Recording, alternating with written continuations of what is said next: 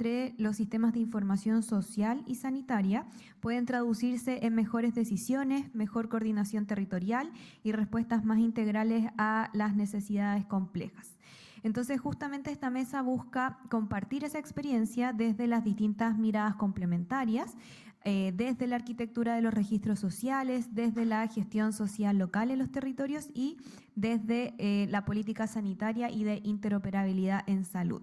Así que en esta mesa, como les decía, contamos con 3 grandes expositoras, quienes tienen roles claves en el diseño, implementación y consolidación de estos procesos en Chile. Y en primer lugar nos va a acompañar Verónica Acha, jefa de la División de Información Social de la Subsecretaría de Evaluación Social del Ministerio de Desarrollo Social y Familia, quien lidera el desarrollo y fortalecimiento de los registros sociales y su uso estratégico para la toma de decisiones públicas. En su presentación vamos a poder, ¿cierto?, comprender cómo se estructura esta información social, cómo se asegura esta calidad y cómo se habilita la interoperabilidad con otros sistemas del Estado. Adelante, Verónica. Perfecto, muchas gracias. Y vamos. Camarita amiga. Perfecto. Ya. Tengo una copia acá para mí porque por si no la veo, pero vamos. En la presentación que les voy a mostrar, voy a tratar de hacer un breve recorrido sobre algunos temas. Primero voy a hacer referencia breve a temas normativos sobre protección de datos personales, porque creo que si queremos partir, en el caso de que algunos de los países estén en una situación más primigenia, se requiere tener alguna base en esa línea. Después les voy a contar un poco sobre un registro nuestro, que es el Registro de Información Social, que es un banco de datos personales que nos resulta muy útil, que no es el registro de familias. El registro de familias o de hogares es el siguiente del que les voy a hablar, que es un componente de ese RIS.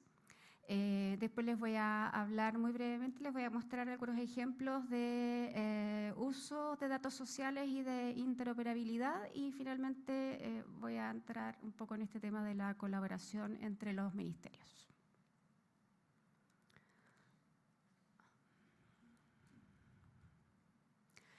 Entonces, respecto de las normas de datos personales, les quiero comentar que por lo menos en Chile, tal vez 2 características respecto al menos de estos temas, o tal vez puede ser una cuestión estructural en cómo me ha tocado trabajar a mí, pero para la manipulación, el tratamiento de los datos personales, que son las cosas con las cuales vamos a trabajar en salud, en protección social, nosotros acá tenemos la protección de los datos personales a nivel de la Constitución. Antes no estaba en ese nivel de protección y hace algunos años le dieron ese carácter. Lo que quiere decir que tuvimos o tenemos que cambiar la forma en la cual nos acercamos al tratamiento, desde guardar, procesar, compartir los datos de los cuales estamos trabajando. Por otro lado, sí teníamos desde hace muchos años una ley de protección de la vida privada que es muy antigua, estaba bien pobre ya en términos de los mandatos y del estándar, y muy recientemente se puso al día y ya en diciembre de este año va a entrar en vigor con un estándar más cercano a los estándares de protección de la Unión Europea. Y eleva muchísimo las exigencias que para todos, el sector público y el sector privado, respecto de cómo tenemos que cuidar, proteger, manipular los datos personales que tenemos bajo nuestra administración. Y eso es relevante también de tenerlo en consideración, porque por el lado bueno, las personas pueden hacerlo exigible; por el lado malo, si cometemos errores, si se filtran datos, hay multas, y las multas son caras. Así que incentivos o zanahoria o garrote, el tema es que hay que cuidar los datos mejor. Entonces, acá en Chile tenemos este estilo, zanahoria o garrote. Por otro lado, en nuestro ministerio además tenemos algo que es súper interesante, que por lo menos hace muchos años cuando se creó el Chile Solidario, que fue un programa muy importante en términos de protección social, entre otras cosas relevantes que surgieron en ese año fue la creación de este registro de información social que yo les mencioné en la agenda, que es un banco de datos personales y sensibles que está bajo la administración del Ministerio de Desarrollo Social y Familia y que nos permite hacer muchas cosas. Y yo les quiero contar sobre eso porque es un habilitante para nosotros para hacer hartas de las cosas de las cuales vamos a hablar acá. Y lo último que también quería comentarles es que la ley que crea el Ministerio de Desarrollo Social y Familia, que es una evolución del ministerio que existía antes, más dedicado a la planificación, también le entrega varias atribuciones a este ministerio y, entre otras, una atribución que no todos los países tienen, y es la de poder solicitar no solo amablemente, sino más bien medio mandatoriamente a los otros ministerios o instituciones el que nos entreguen los datos que nosotros necesitamos para el cumplimiento de nuestros fines, entre otros el de la protección social. Por ejemplo, para integrarlos al RIS y para hacer todas estas acciones. Y eso habilita mucho el que nosotros podamos integrar datos y hacer las cosas que les estamos contando. No quiero dejar esta materia de los temas normativos sin sin mencionar esto otro, sí. Cuando se habla de los datos personales, hay otro concepto que es bien relevante, que es el consentimiento. Las personas, los titulares de los datos, cada uno de nosotros, sí tiene derecho a consentir, a que se le pregunte si permite o no el uso de sus datos. Y ese es un derecho, incluso considerado un derecho humano, y es muy legítimo el que se quiera proteger. Y por lo tanto, para ver los usos legítimos de los datos, cuando nosotros estamos trabajando en este mundo, con los datos de las personas para hacer políticas sociales, para hacer políticas sanitarias, tenemos que tener la conciencia y tener la claridad de si las normas que nosotros estamos usando nos habilitan a usar los datos de las personas saltándonos el consentimiento, porque en el fondo estamos pasando un poco por encima de este derecho que es muy relevante respecto de las personas. Y si no podemos saltarnos el consentimiento, tenemos que hacer la petición explícita. Y otra cosa que les quiero mencionar, para terminar de redondear la materia, es que esto no se trata simplemente de que seamos una institución que trae datos y puede hacer lo que quiera con los datos. Nosotros tenemos, además de todas las leyes generales del país y que tenga la protección a nivel de la Constitución, tenemos un artículo específico súper claro que dice que estamos obligados a la reserva y el secreto absoluto. O sea, cualquiera de los funcionarios acá, quienes me acompañan, por ejemplo, del Ministerio, de las distintas subsecretarías, todos tenemos que guardar reserva absoluta de los datos que pasan por nuestros computadores, que pasan por nuestros correos, que pasan por las distintas tareas que nos corresponde administrar, porque les debemos ese respeto a las personas con las cuales, cuyos datos administramos. Entonces, teniendo como marco eso, o sea, tenemos habilitantes que nos permiten tratar datos, pero también tenemos obligaciones. Les cuento un poquito de este registro de información social que para nosotros es muy relevante. Y se lo menciono por si existe algo parecido en sus países que también les permita integrar datos de distintas instituciones para hacer el trabajo que nosotros hacemos. El registro de información social es un registro creado por ley. Tiene esa calidad, no es cualquier conjunto de datos que a alguien se le ocurrió empezar a hacer, sino que tenemos la habilitación legal y podemos tener datos de las personas que son beneficiarias o que podrían ser beneficiarias de los beneficios, podemos tener los beneficios que tienen y podemos tener datos sobre las causales, es decir, distintos tipos de datos que les confieren esa calidad, y eso nos abre un paraguas súper grande de datos potenciales a alcanzar. ¿Para qué? No para cualquier cosa, y tampoco es cualquier dato, porque el uso legítimo de estos datos también está normado y tiene que ser para la asignación o para racionalizar las prestaciones sociales del Estado, para estudiar o diseñar planes y políticas, para hacer análisis estadísticos.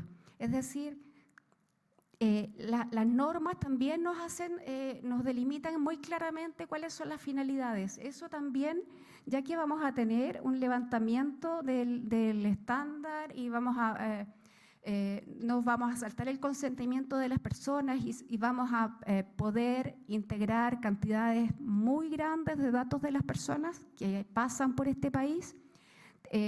Tenemos que limitar los fines posibles, no es para hacer cualquier cosa, ¿sí? Eso significa que, por ejemplo, si la policía nos pide datos, para tener un punto súper claro, si la Policía de Investigaciones de Chile va a pedirnos un dato porque anda investigando a una persona que cometió un crimen y quiere buscar a la persona, nosotros podemos negarnos porque no está dentro de las finalidades del registro entregar los datos para esa finalidad.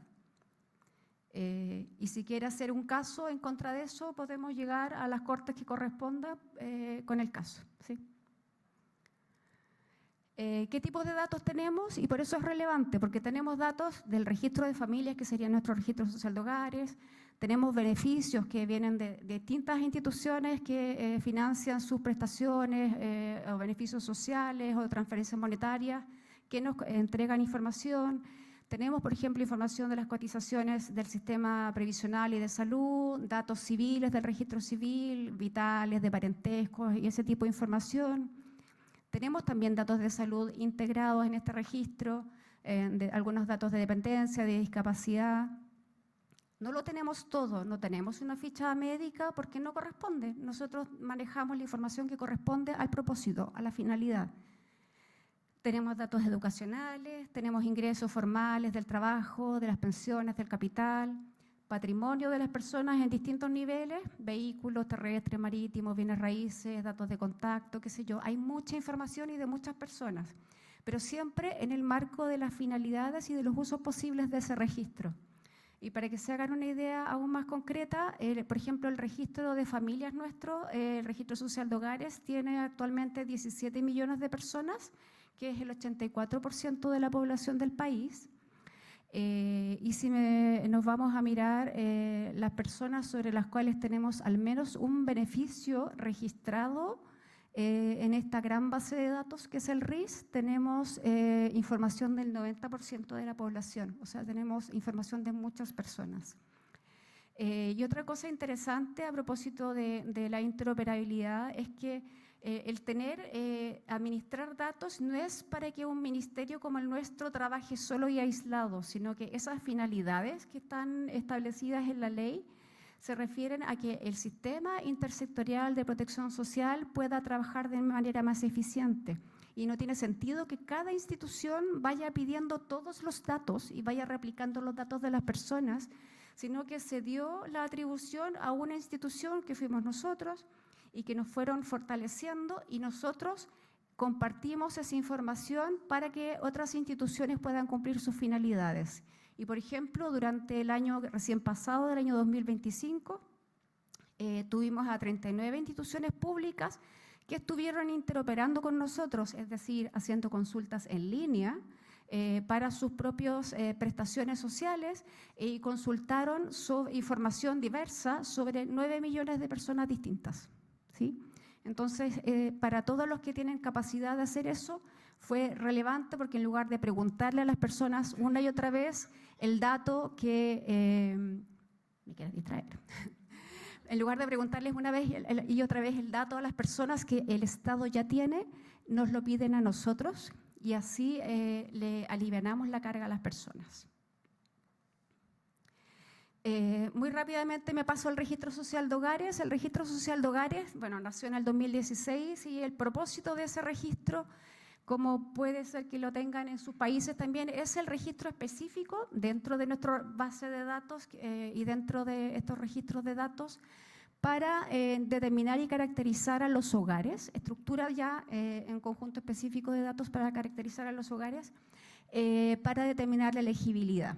Y acá las personas pueden ingresar siempre teniendo al menos una persona mayor de edad, mayor de 18 años, y la gracia es que no solamente se puede ingresar al registro de hogares en los municipios, sino que también se puede ingresar en línea a través de una página web o alguna oficina municipal.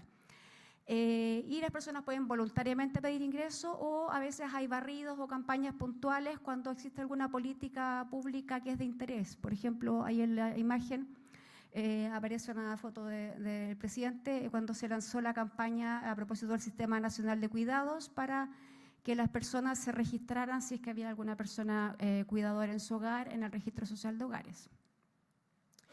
El Registro Social de Hogares es por una parte datos, es por una parte asistencia técnica para apoyar el que las múltiples instituciones que usan este registro puedan determinar la elegibilidad de sus usuarios, y también hay procesos de control y supervisión porque obviamente hay que asegurarse de que el registro funcione bien.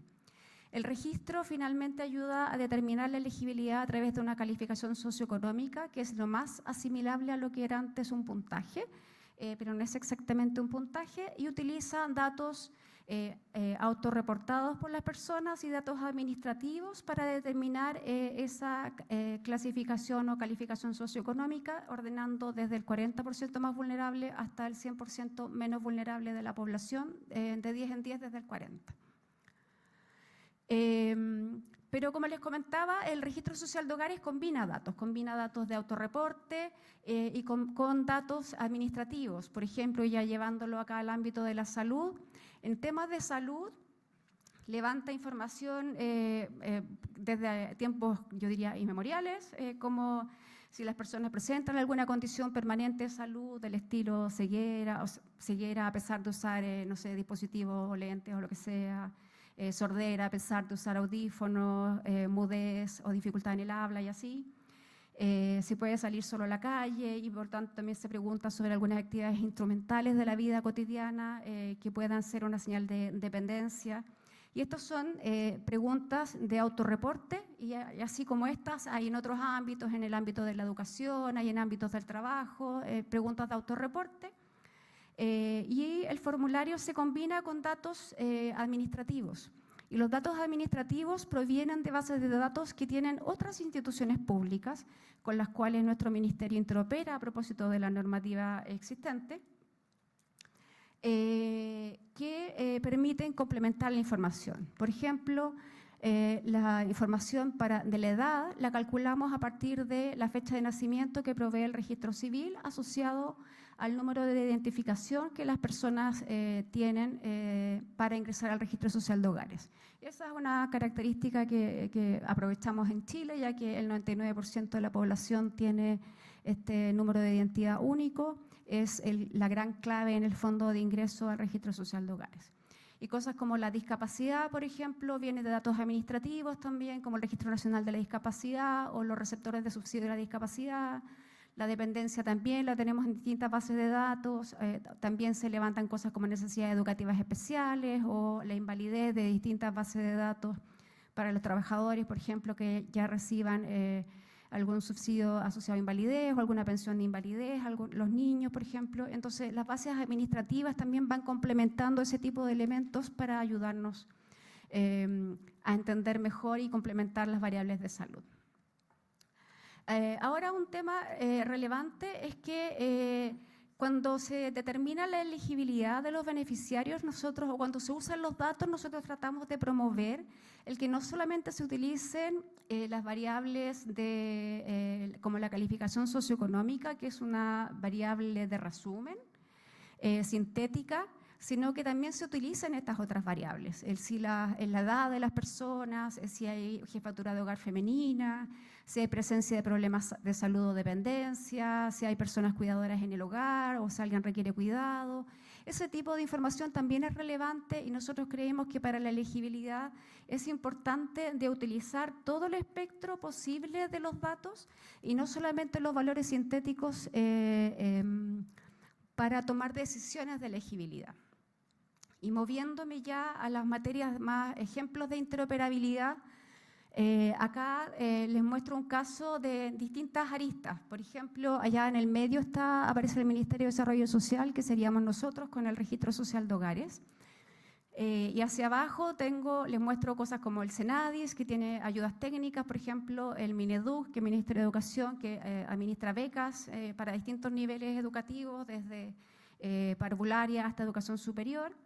Y, por ejemplo, ellos tienen distintas prestaciones sociales que evalúan o utilizan datos para tomar sus decisiones. Y ellos podrían preguntar directamente a las personas esos datos o pueden conectarse, por ejemplo, con nosotros o con otras instituciones para obtener los datos que necesitan para tomar sus decisiones de entregar ayudas técnicas o becas, por ejemplo. Nosotros podemos ofrecer eso y entregar a través de APIs, web services, interoperabilidad, por ejemplo, información de si las personas están en el Registro Nacional de la Discapacidad, que es un dato que finalmente tiene el registro civil, que es la caja superior arriba, que también es una credencial física que tienen las personas, o sea, la persona podría ir presencialmente y mostrar su credencial, que sería la forma más clásica de demostrar que es poseedora de una cierta condición, o puede ingresar esa información a través de una página web, por ejemplo, y hacer esa consulta. Lo que hacemos cuando estamos interoperando es tratar de facilitarle la vida a las personas, conectando a las distintas entidades de manera que no tengan que estar haciendo las personas el viaje a todas las oficinas posibles, sino que acercando esas oficinas y generando ventanas, ojalá una ventana única, y que en realidad de lo mismo donde va, el dato siempre sea el mismo. Otro ejemplo de uso de datos sociales para la entrega de beneficios de manera automática es, por ejemplo, el caso del subsidio familiar automático. En este caso, nosotros lo que hicimos fue utilizar los datos que ya están disponibles en ese registro de información social que yo les mostraba y en lugar de hacer que las personas vayan al municipio a decir que es postular a este beneficio, empezar a ver qué datos estaban disponibles para mostrar que se cumplen con los requisitos. Por ejemplo, tenemos datos de que los niños están cumpliendo con las variables de salud porque se están poniendo vacunas. Nosotros sabemos, gracias a la conexión con el Ministerio de Salud, de que los chicos se están vacunando, entonces le damos el check al requisito. Sabemos que los chicos están asistiendo al colegio, entonces, porque el Ministerio de Educación nos va dando la asistencia escolar, entonces podemos darle el check al requisito. Y de esa forma le ahorramos a las familias el tener que ir al municipio a verificar con papeles este tipo de requisitos. Finalmente, bueno, en la tarde van a ver más detalle de esto. Tal vez el desafío más grande y el cambio más importante de integración es la ventanilla única social. Lo que hicimos acá fue mezclar en una iniciativa de mayor escala un espacio en el cual vimos que la ciudadanía necesitaba un espacio en el cual tener acceso a toda la información que nosotros teníamos disponible de ellos y por otro lado los funcionarios públicos también necesitaban tener acceso más integrado a esa información y eso, el peso de esa coordinación lo teníamos que hacer nosotros, desde los funcionarios públicos, no las personas.